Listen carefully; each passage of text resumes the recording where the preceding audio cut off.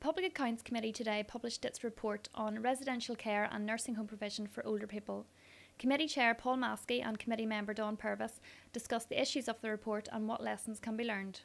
Some 9,500 old people within care homes within the north of Ireland here, and I think some of them can be some of the most vulnerable within society, and it's something that we want to make sure is that there's a care of duty, and obviously that there is the regulations put in place to make sure that people and families feel comfortable when they're leaving, I suppose, their parents or grandparents into a care home.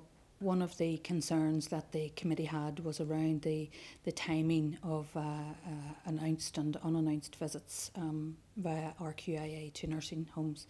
For example, homes can expect one unannounced visit per year. So if they've had one, they will know that they don't need to expect another one. And I think in that instance, homes can become complacent. So what the committee has recommended that the RQIA use more unannounced visits to ensure that the standards of homes come up, not only the basic standard but beyond. Another issue that the committee was concerned about was the quality of stimulating activities for elderly residents in nursing homes.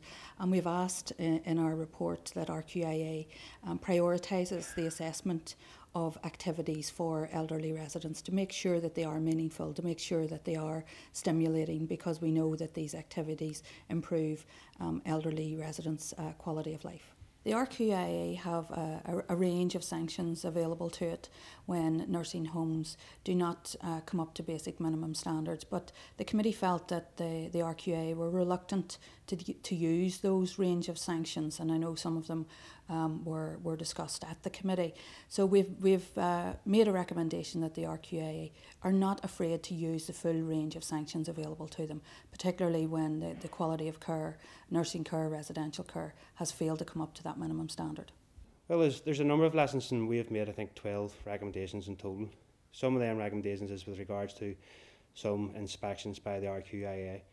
There's one announced and one unannounced every year, and what we'd like to see is more unannounced visits to make sure is that it's supposed to keep the accountability mechanisms and ensure that the department isn't shirking its responsibilities when it comes to making recommendations to the care homes, because as I said, we do think it is very, very important. It's a massive issue. People need to feel confident when they're leaving their loved ones into a care home, and I think that it's a big issue that affects many people.